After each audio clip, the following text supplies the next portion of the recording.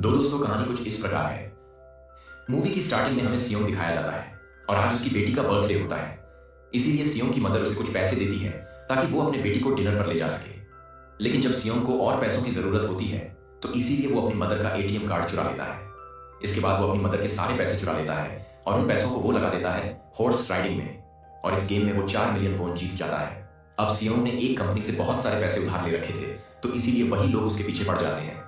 इसके बाद वो सियोंग को पकड़ ही लेते हैं और वो उसे काफी मारते हैं। और जब उनके पैसे लुटाने के लिए अपने पॉकेट में चेक करता है तो वो देखता है कि उसके पास तो पैसे हैं ही नहीं, यानी वो वाले पैसे जिसने हॉर्स राइडिंग में जीते थे। और तब उसे याद आता है कि जब वो इन लोगों से बचकर भाग रहा था तो वो एक लड़की से टकरा गया था, तो जरूर उसी लड़की ने ही उसकी जेब काट ली।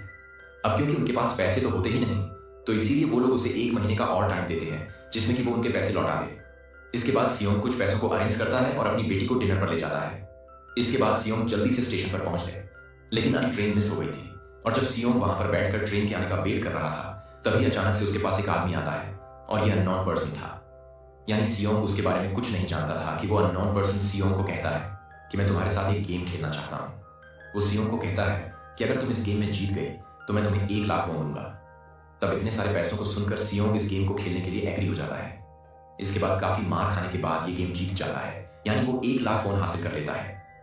इसके बाद वो अननोन पर्सन सियोंग को एक कार्ड देता है, ये कहते हुए अगर तुम और पैसे जीतना चाहते हो तो इस कार्ड पर जो नंबर लिखा हुआ है उस पर कांटेक्ट करना।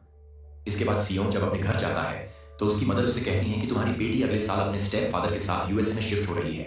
यहाँ पर हमें ये पता चलता है कि सियोंग का डिवोर्स हो गया है और उसकी वाइफ ने दूसरी शादी भी कर ली है। लेकिन सियोंग कभी भी नहीं चाह रहा था कि उसकी बेटी उससे दूर जाए, लेकिन उसे बहुत सारे पैसे चाहिए होते हैं अपने बेटी की कस्टडी वापस लेने के लिए, तो इसीलिए सियोंग उस कार्ड वाले नंबर पर कॉल करता है। इसके बाद सियोंग को एक गाड़ी में लाया जाता है जहां पर और भी लोग थे, लेकिन फिर उन सारे लोगों को बेहोश कर दिया जाता है। और जब उन लोगों की आंख खुलती है तो वो खुद को एक फैसिलिटी में पाते हैं जहां टोटल 456 लोग थे, और वो वहां पर ऐसे प्लेयर थे क्योंकि उन सबको एक यूनिफॉर्म भी पहनाया हुआ था। इस फैसिलिटी का होस्ट यानी लीडर एक आदमी था जो कि फ्रंटमैन था वहां पर, और वो सब पर नजर रख रहा था। और यहाँ पर एक कॉमन चीज थी कि जितने भी लोगों को वहां पर लाया गया था उन सब ने कर्जे लिए हुए थे बहुत ज्यादा। अब सियोंग वहां पर प्लेयर नंबर 1 से मिलता है जो कि एक बूढ़ा आदमी था। उस बूढ़े आदमी को ब्रेन ट्यूमर था। यही वजह थी कि वो यहां पर आया था क्योंकि उसकी लाइफ तो वैसे भी खत्म होने वाली थी। इसके बाद वहां पर 2 प्लेयर्स जिनमें लड़की का नाम सेब्योक और लड़के का नाम जैंग होता है, उनके बीच फाइट होती है। अब यहाँ पर सेब्योक वही लड़की थी जो सेब्योक के पैसे लेकर भाग गई थी, उसी ने उसकी जेब काटी थी। सेब्योक तो उसे देखते ही पहचान लेता है, इसीलिए वो अपने पैसे मांगने के लिए उसके पास जाता है। तभी वहां पर कुछ गार्ड्स आ जाते हैं जिन्होंने पिंक कलर का यूनिफॉर्म पहना था और उनके फेस अच्छी तरह से कवर्ड थे। गार्ड्स उन सभी प्लेयर्स को बताते हैं कि तुम्हें यहाँ पर टोटल 6 गेम्स खेलनी होगी और जो इस गेम का विनर होगा उसे बहुत सारे पैसे मिलेंगे। इसके बाद उन सब से एक कॉन्ट्रैक्ट पर साइन करवाया जाता है, और इस कॉन्ट्रैक्ट के 3 मेन रूल्स के लिए पहला रूल ये है कि कोई भी प्लेयर अपनी मर्जी से गेम को छोड़कर नहीं जा सकता। दूसरा रूल ये होता है कि जो भी प्लेयर खेलने से मना करेगा तो उस प्लेयर को एलिमिनेट कर दिया जाएगा, और उनके मुताबिक एलिमिनेट का मतलब क्या था ये तो हम आगे ही जाएंगे। गेम का तीसरा रूल ये था कि अगर मेजॉरिटी इस गेम को खेलना नहीं चाहती तो वो इस गेम को छोड़ के जा सकते हैं। इसके बाद उन सबको गेम के लिए ले जाया जाता है। अब यहाँ पर सियोंग अपनी क्लासमेट सिंगू उसे भी मिलता है जो कि उसे बचपन से जानता था। सियोंग उसे वह पर देखकर काफी हैरान होता है क्योंकि वो तो किसी बिजनेस के लिए आउट ऑफ कंट्री चला गया था। अब पहले गेम के लिए वहां पर एक काफी बड़ी डोल थी और इस गेम का रोल काफी सिंपल था, और वो ये था कि डोल जब भी गाना गाएगी उन सबको आगे बढ़ना है, और जैसे ही वो गाना गाना बंद करेगी तो उन सबको रुक जाना है और मूव नहीं करना है, और अगर कोई हिल गया तो उसे भी एलिमिनेट कर दिया जाएगा। अब स्टार्टिंग में तो ये सब कुछ उन्हें किसी प्रैंक की तरह लग रहा था, लेकिन जब एक लड़का हिल जाता है तो उसे शूट करके मार दिया जाता है, और यही होता है एलिमिनेट का मतलब, यानी उन्हें मार दिया जाएगा। अब ये देखकर वो सारे लोग काफी घबरा जाते हैं और उन्हें पता चल चुका था कि वो खतरे में है, इसलिए लोग डरते हुए पैनिक करते हुए इधर उधर भागने लगते हैं। लेकिन अब क्योंकि गेम का रूल था इसीलिए जो भी हिलता है उसे मार दिया जाता है, और जितने भी सर्वाइवल होते हैं वो किसी ना किसी तरह इस गेम को कंप्लीट कर ही लेते हैं। लेकिन जो लोग मर जाते हैं उनके डेड बॉडीज को वहां से ले जाया जाता है, और अब 456 प्लेयर्स में से सिर्फ 256 ही रह गए थे। अब क्योंकि वो सारे प्लेयर्स इतना ज्यादा डर जाते हैं कि अब कोई भी गेम खेलना नहीं चाहता था, लेकिन जैसा कि रूल नंबर 3 था कि अगर मेजॉरिटी चाहे तो वो गेम स्किप कर सकती है, तो इसीलिए उनका लीडर एनी फ्रंटमैन करवाता है। लेकिन इससे पहले उन्हें प्राइज मनी दिखाई जाती है, यानी जो पैसे विनर को मिलेंगे।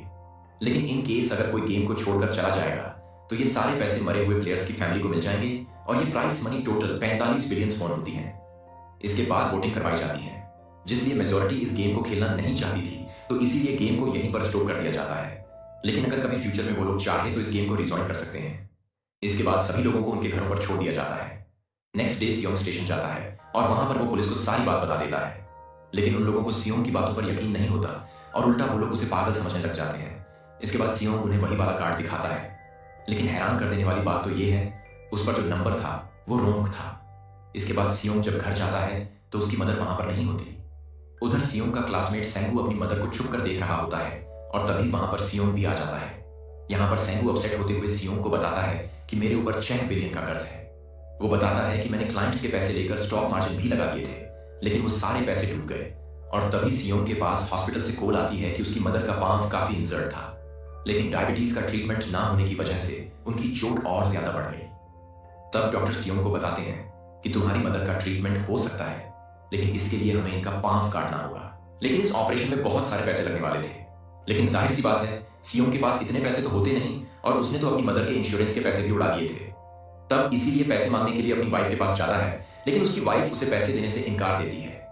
फिर उसकी वाइफ अपने हस्बैंड बताती है कि सियोंग आया था पैसे मांगने के लिए, तभी उसका हस्बैंड सियोंग को पैसे देने आता है। साथ साथ उसे यह भी कहता है कि मेरी बेटी के सामने से दूर रहो, लेकिन वह उसे मारने लगता है और तभी उसकी बेटी भी वहां पर आ जाती है। इसके बाद का एक फ्रेंड अपने बॉस के पास पैसे मांगने जाता है, लेकिन उसका बॉस उसे पैसे देने से मना कर देता है, तो इसीलिए उन दोनों के बीच फाइट होने लगती है। इस फाइट के दौरान उसके बॉस का हाथ मशीन में आ जाता है। तब मौके का फायदा उठाकर सियोंग का फ्रेंड पैसे लेकर वहां से भाग जाता है। फिर इसके बाद का फ्रेंड अपने घर आकर अपनी वाइफ को कहता है कि पहली फ्लाइट लो और जाओ यहां से। इसके बाद एजेंट से मिलती है क्योंकि उसने अपनी मदर को नॉर्थ एरिया से साउथ एरिया में लाना था, लेकिन यहां अपनी मदर को लाने के लिए साइबियों को बहुत सारे पैसों की जरूरत थी और साइबियों का एक छोटा भाई भी होता है जिससे उसने प्रॉमिस किया होता है कि मैं मदर को जरूर ले आऊंगी। इसके बाद हमें एक ऑफिसर दिखाया जाता है और इस ऑफिसर का भाई कुछ टाइम से मिसिंग था, इसीलिए वह ऑफिसर अपने भाई के घर जाता है, जहां उसे पता चलता है कि उसका भाई तो पिछले कुछ दिनों से अपने घर पर भी मिला। और जो वो ऑफिसर घर को चेक कर रहा होता है तो उसे एक कार्ड मिलता है वहां पर, और इस ऑफिसर ने सेम ऐसा ही कार्ड पुलिस स्टेशन में सियोंग के पास भी देखा था। तो इसीलिए वो ऑफिसर सियोंग के पास जाकर उसे इस बारे में पूछता है, लेकिन सियोंग उसे कुछ नहीं बताता। इसके बाद सियोंग जब अपने घर जाता है तो उसे वो कार्ड दोबारा मिल जाता है। वहां पर अब सियोंग डिसाइड करता है कि वो दोबारा से उस गेम को ज्वाइन करेगा, इसीलिए सभी प्लेयर्स को एक शिप के पास ले जाया जाता है। इधर ही वो ऑफिसर भी गाड़ियों का पीछा करते हुए उस शिप तक आ जाता है। वो एक गार्ड को मारकर उसे पानी में फेंक देता है। इसके बाद उन सभी प्लेयर्स को एक आइलैंड पर मौजूद फैसिलिटी में लाया जाता है। अब यहाँ पर उन्हें जरा भी अंदाजा नहीं था कि अगला गेम कौन सा होगा और उसे कैसे खेला जाएगा। इसके बाद वो लोग अपनी अलग अलग टीम्स बना लेते हैं। रात को सैब्योग और उसके फीमेल फ्रेंड वॉशरूम जाते हैं। यहाँ पर साइब्योग गार्ड्स की नजरों से बचते हुए उस फैसिलिटी को एक्सप्लोर करने लगती हैं। तभी वो देखती हैं कि गार्ड्स बड़े बड़े बर्तनों में कुछ बना रहे हैं, लेकिन अब क्योंकि गार्ड्स को शक हो जाता है तो ये गार्ड वॉशरूम को चेक करने के लिए आता है, लेकिन तब तक साइब्योग वापस आ चुकी थी। इसके बाद सेब्योग अपनी फीमेल फ्रेंड को सारी बात बता देती है जो उसने देखा था, लेकिन यहाँ पर सेंगो दोनों की बातें सुन लेता है और वो इस बारे में साइब्योग से पूछता है, जिस पर साइब्योग बताती है कि वो बड़े बड़े बर्तनों में कुछ पका रहे थे। इसके बाद उन सभी प्लेयर्स को प्लेग्राउंड में लाया जाता है, जहां पर उनके सामने 4 शेप्स थी। 4 शेप्स में से उन्होंने किसी एक शेप को चूज करना था। यहाँ पर सेंगो को पता चल जाता है कि गेम क्या है और क्या करना है। हमें सेंगो सियांग को बताता है कि सबको अलग अलग शेप्स को चुनना है। इसके बाद हम सभी को एक छोटा सा बर्तन दिया जाता है जिसमें की शेप्स बनी होती है। अब गेम उनके ये होती है कि उन्होंने किसी तरह उस शेप को बाहर निकालना है बगैर डैमेज किए, लेकिन अगर शेप जरा सा भी खराब हो गई तो उन्हें एलिमिनेट कर दिया जाएगा, यानी मार दिया जाएगा। अब यहाँ पर सेंगो तो इसलिए उस शेप को निकाल लेता है, लेकिन सियांग इतना ज्यादा घबरा जाता है कि उसकी हालत खराब हो गई, लेकिन फिर वो किसी ना किसी तरह करके इस गेम को भी जीत लेता है। इसके बाद हम सबको वापस से रूम में लाया जाता है। यहाँ पर 187 प्लेयर्स वापस आए थे, जिनमें से अब सिर्फ 180 रह गए थे। इसके बाद हम सबको खाने के लिए ले जाया जाता है, लेकिन खाने की वजह से जैंग की एक लड़के से फाइट हो जाती है, जहां पर जैंग उस लड़के को इतना ज्यादा मारता है कि वो मौके पर ही मर जाता है। इधर ही हम देखते हैं कि उन प्लेयर्स में से एक डॉक्टर होता है जो गार्ड्स के साथ मिलकर मरे हुए लोगों के ऑर्गन्स निकालकर उन्हें चाइनीज को बेचने का काम करता है। इसलिए जब भी डेड बॉडीज को ले जाया जाता है तो वो डेड बॉडीज को गायब कर लेते हैं, क्योंकि ये सब कुछ एक प्लान के अकॉर्डिंग चल रहा था, क्योंकि ये सारा कुछ फ्रंटमैन से छुप कर हो रहा था। यही वजह थी कि कंट्रोल रूम में भी उन्होंने अपना ही एक आदमी बिठाया हुआ था, जो कि वो लोगों की सारी वीडियो फुटेज डिलीट कर देता था। और गार्ड्स तो डॉक्टर को गेम के बारे में पहले ही बता देते थे ताकि वो सर्वाइव कर सके। यहाँ पर एक गार्ड उसी प्लेयर डॉक्टर को बताता है कि आज हमने प्लेयर्स को जानबूझकर खाना कम दिया है ताकि वो आपस में लड़ने लगे, जिससे होगा ये कि सारे वीक प्लेयर्स गेम से आउट हो जाएंगे। साथ ही गार्ड डॉक्टर को अपनी अगली गेम के बारे में बता देता है। अब 30 मिनट के बाद वहां पर लाइट्स ऑफ होने वाली थी। अब यहाँ पर सेंगो को पता था कि सियोंग की टीम जरूर कोई उल्टा काम करेगी, इसीलिए वो उस टीम को अपने पास बुलाकर उन्हें रिलैक्स रहने के लिए कहता है। उधर वो जो डॉक्टर प्लेयर होता है वो जैंग की टीम में शामिल हो जाता है। यहाँ पर डॉक्टर जैंग को बता देता है कि अगला गेम क्या होने वाला है। इसके बाद लाइट्स ऑफ हो जाती है और जैंग अपनी टीम के साथ मिलकर बाकी सभी को मारने लगता है। जैंग एक लड़की को मारकर साइब्यूक को मारने जाता है, लेकिन तभी शियोन उसे बचा लेता है। इसके बाद गार्ड्स वहां पर आकर उन सभी को रोक लेते हैं और अब टोटल 80 लोग रह गए थे। इसके बाद उन सभी को तीसरे गेम के लिए ले जाया जाता है और यहाँ पर उन्हें 10-10 प्लेयर्स की एक टीम बनाने के लिए कहा जाता है और वो लोग ऐसा ही करते हैं, अपनी अपनी टीम बना लेते हैं। अब क्योंकि जैंग को अगली गेम के बारे में पहले ही पता होता है, इसलिए वो साइब्यूक की फीमेल फ्रेंड को अपनी टीम में नहीं रखता और वो अपनी टीम में सिर्फ मर्दों को ही रखता है। इसके बाद सैंगो भी अपनी एक टीम बना लेता है। अब क्योंकि उन्हें एक प्लेयर की जरूरत है तो इसीलिए साइब्यूक की फीमेल फ्रेंड उनकी टीम में शामिल हो जाती है और ये गेम असल में टग ऑफ वॉर का होता है, यानी उन्होंने अपने सामने वाली टीम को नीचे गिराना था। इसके बाद गेम स्टार्ट हो जाती है और जैंग की गेम बड़ी आसानी से इस गेम को जीत लेती है। इसके बाद बारी होती है सैंगो की टीम की प्लेयर नंबर 1, यानी वो बूढ़ा आदमी कहता है कि मैंने अपनी जिंदगी में बहुत सारे टग ऑफ वॉर्स खेल रखी है, इसीलिए वो उन सबको गाइड करता है कि इस गेम को कैसे जीतना है। तो इसीलिए वो लोग किसी ना किसी तरह करके इस गेम को जीत जाते हैं। अब ये दिखाया जाता है कि 30 मिनट के बाद दोबारा से लाइट ऑफ हो जाएगी। इस पर उन सबको कहता है कि रेडी रहना, तो इसीलिए वो डिसाइड करते हैं कि एक एक करके हम पहरा देंगे।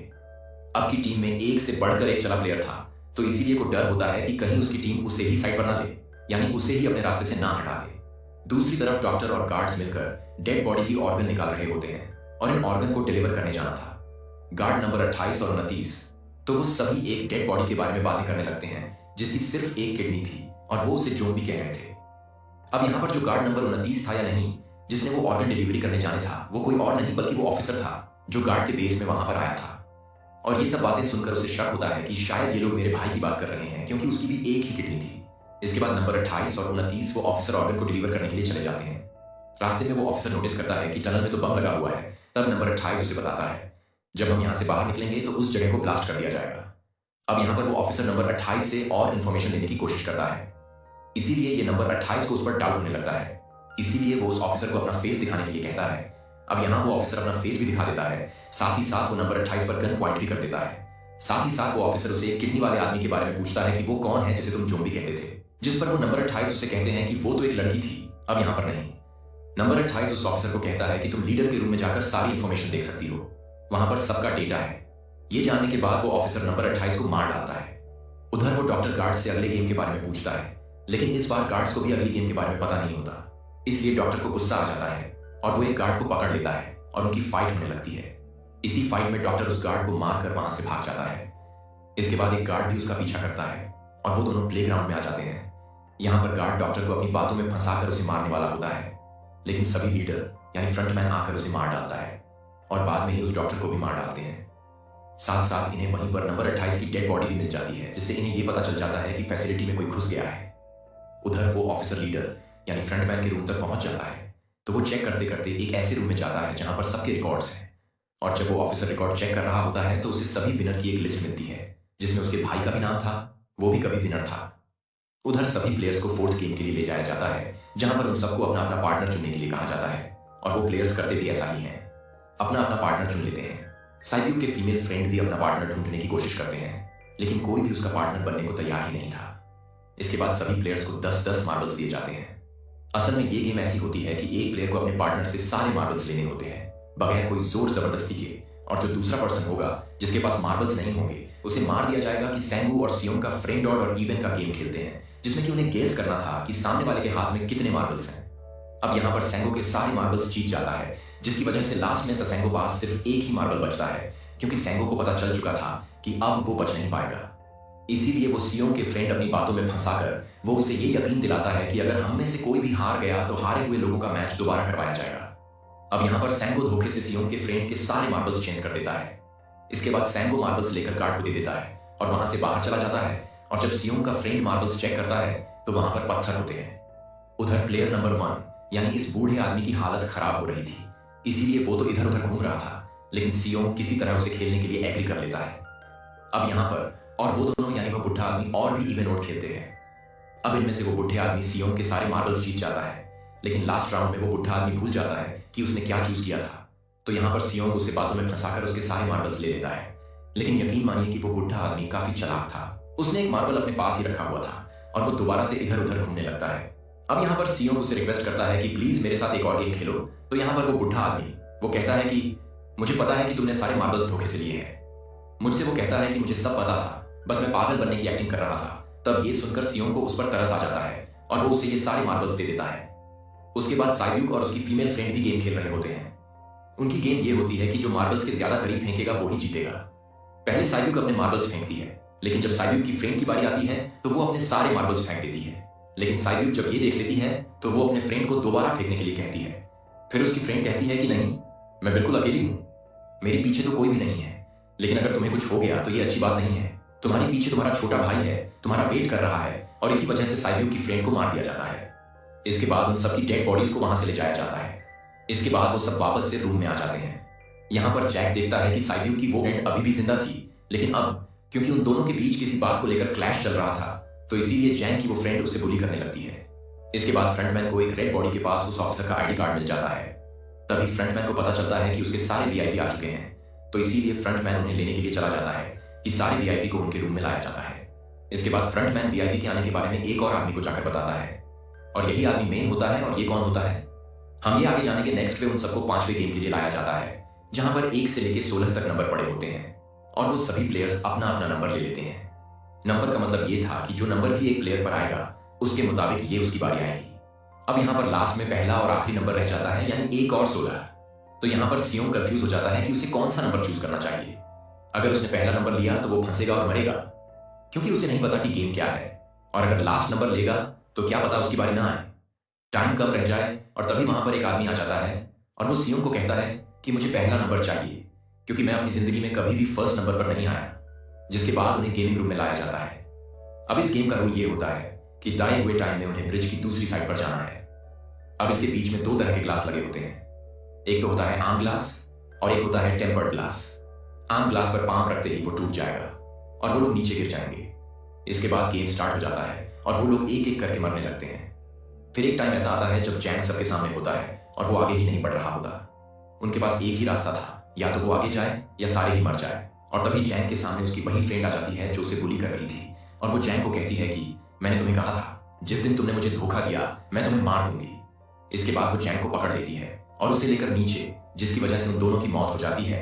और वहां पर एक आदमी था जो ग्लास कंपनी में काम करता था और उसे पता था कि टेम्पर ग्लास कौन सा है, लेकिन फ्रंटमैन को इस बात का पता चल जाता है तो वो लाइट्स ऑफ करवा देता है ताकि वो ग्लास को पहचान ही ना पाए। अब लास्ट में एक ही स्टेप बचता है और उनके पास तो टाइम ही नहीं था, इसीलिए सेंगो उस आदमी को धक्का दे देता है। तो यहाँ पर सेंगो सियोंग और साइब्यूक ब्रिज को पार कर लेते हैं, लेकिन ग्लास टूटने की वजह से उन्हें काफी चोट लग जाती है, खासतौर पर साइब्यूक को। उधर इस ऑफिसर ने एक सर्वेंट को मारकर उसकी जगह खुद ले ली थी। अब एक वीआईपी को उस ऑफिसर पर शक होता है और वो उसे कहता है कि अपना मास्क रिमूव करो, लेकिन वो ऑफिसर कहता है कि ठीक है, लेकिन मैं अंदर जाकर अपना मास्क रिमूव करूंगा। इसके बाद वो ऑफिसर उस वीआईपी को लेकर अंदर चला जाता है। अंदर जाकर वो ऑफिसर उस वीआईपी को बेहोश कर देता है और इस बात का पता है फ्रंटमैन को चल जाता है, इसीलिए फ्रंटमैन उसके पीछे जाता है और वो उस ऑफिसर को देख लेता है। इसीलिए वो ऑफिसर वहां से भागकर आईलैंड पर आ जाता है। फ्रंटमैन भी उसका पीछा करते हुए वहां पर आ जाता है। अब यहाँ पर वो ऑफिसर अपने सीनियर्स को कॉल करने की कोशिश करता है, लेकिन कॉल कट हो जाती है कि वो ऑफिसर उन्हें सारे सबूत भेजता है, लेकिन वहां पर नेटवर्क नहीं था। इसके बाद फ्रंटमैन ऑफिसर को पकड़ लेता है और उसे उनके साथ चलने के लिए कहता है, लेकिन वो ऑफिसर तो उस फ्रंटमैन पर गोली चला देता है। इसके बाद फ्रंटमैन अपना मास्क उतार देता है तो वो ऑफिसर देखता है कि वहां पर कोई नहीं बल्कि उसका अपना भाई है। वो इसके बाद ऑफिसर का भाई है। फ्रंटमैन उसे शूट कर देता है और वो जाकर पानी में गिरता है। उधर ग्लास लगने की वजह से साइब्यूक काफी इंजर्ड हो गई थी और उसका सारा खून भी बह रहा होता है। इसके बाद तीनों सर्वाइवर्स को डिनर के लिए ले जाया जाता है और उनके पास एक एक नाइफ भी रख दिया जाता है, मतलब रात में उन तीनों में से कोई भी एक दूसरे को मार देगा। तभी सियोंग नोटिस करता है कि साइब्यूक की हालत काफी खराब है, इसीलिए वो साइब्यूक को कहता है कि फिक्र मत करो, हम दोनों साथ हैं और इस गेम में हम दोनों मिलकर सैंगो को हरा देंगे। इसके बाद हम दोनों यहां से बाहर निकल जाएंगे और पैसों को आधा आधा डिवाइड कर लेंगे। साइब्यूक को उसे बताती है कि मेरा एक छोटा भाई है जिसे मैं ऑर्फनेज में छोड़कर आई हूं, और अगर हम दोनों में से कोई भी जिंदा बचकर बाहर जाएगा तो उसे उन दोनों की फैमिली का ख्याल रखना होगा। अब साइब्यूक की हालत काफी खराब थी, उसे डॉक्टर की जरूरत थी, इसीलिए सियोंग कोई मदद लाने के लिए जाता है, लेकिन जब तक वो वापस आता है तब तक सैंगो साइब्यूक को मार चुका था। फिर नेक्स्ट डे उन दोनों को गेम नंबर 6 इन्हें लास्ट गेम के लिए ले जाया जाता है। गेम का रोल बड़ा ही सिंपल था कि मार दो या मर जाओ, और इस गेम का नाम होता है स्क्विड गेम। इसके बाद गेम स्टार्ट हो जाती है और उन दोनों के बीच काफी फाइट होती है, लेकिन लास्ट में सैंगो की हालत खराब होने लगती है। तभी सियोंग कहता है कि मैं इस गेम को रोकना चाहता हूं, और तभी सियोंग सैंगो को उसके साथ चलने के लिए कहता है, लेकिन सैंगो तो अपने आप को ही मार डालता है जिसकी वजह से सियोंग गेम जीत जाता है। फिर फ्रंटमैन सियोंग को कहता है कि तुम बहुत अच्छा खेले, लेकिन मुझे इसकी उम्मीद नहीं थी। इसके बाद सियोंग को उसके घर पर छोड़ दिया जाता है और उसके पास एक एटीएम कार्ड भी था। और जब सियोंग उस एटीएम कार्ड को जाकर चेक करता है तो वो दिखता है कि सारे पैसे उसके अकाउंट में भेज दिए जाते हैं। इसके बाद सियोंग अपने घर जाता है, लेकिन तब तक उसकी मदर की डेथ हो जाती है। इसके बाद हमें 1 साल बाद का सीन दिखाया जाता है, जहां पर हम देखते हैं कि सियोंग की हालत काफी खराब हो गई है, यानी वो काफी नशा करने लग गया है और उसने अब तक उन पैसों को हाथ तक नहीं लगाया। एक दिन में फूल बेचने वाली औरत के पास आती है और वो उसे सेम वैसा ही कार्ड देती है जिसमें एक एड्रेस लिखा हुआ था, और फिर उस एड्रेस पर जाता है जहां पर उसे पता चलता है कि ये सारा किया धरा किसी और का नहीं बल्कि उस बूढ़े का है, प्लेयर नंबर 1 का, और वो अभी भी जिंदा है। यहां पर वो बूढ़ा आदमी को बताता है कि मैं अपनी लाइफ से बोर हो चुका था और ये सारे गेम मैंने अपने क्लाइंट्स के साथ मिलकर बनाई ताकि मैं लोगों को मरता हुआ देखकर एंजॉय कर सकूं। लेकिन हाँ, हमने किसी को मजबूर नहीं किया था ऐसा करने के लिए, और मैंने गेम में इसलिए पार्टिसिपेट किया क्योंकि गेम देखने से ज्यादा उसे खेलने में मजा आता है। वो कहता है जो पैसे तुम्हारे पास हैं वो मेरे ही हैं, और ये कहते ही उस बूढ़े आदमी की मौत हो जाती है। इसके बाद सियोंग साइब्यूक के छोटे भाई के पास जाता है और उसे लेकर वो जाता है सैंगो की मदर के पास, और वो सैंगो की मदर को कहता है कि इस बच्चे का ख्याल रखना, साथ साथ वो उसे एक बैग भी देता है जिसमें बहुत सारे पैसे होते हैं। इसके बाद सियोंग स्टेशन पर जाता है जहां पर उसे कोई अननोन पर्सन मिलता है जो कि उसी मूवी के स्टार्ट में भी मिला था। यहाँ पर सियोंग उसका पीछा भी करता है, लेकिन तब तक वो भाग चुका था। फिर सियोंग उस कार्ड वाले नंबर पर कॉल करता है और वो पूछता है कि तुम लोग कौन हो और लोगों के साथ ऐसा क्यों कर रहे हो, क्यों खेल रहे हो लोगों की जिंदगी से। लेकिन आगे से उसे रिस्पांस आता है कि सियोंग, अगर तुम्हें जिंदा बचना है तो प्लेन में चढ़ जाओ। और यहाँ पर मूवी का दी एंड हो जाता है। लौटूंगा ऐसी ही शानदार कहानी के साथ। कहानी अच्छी लगी हो तो वीडियो को लाइक करें, सब्सक्राइब करें और अपने दोस्तों के साथ शेयर करना ना भूलें। मिलते हैं नेक्स्ट वीडियो में। धन्यवाद।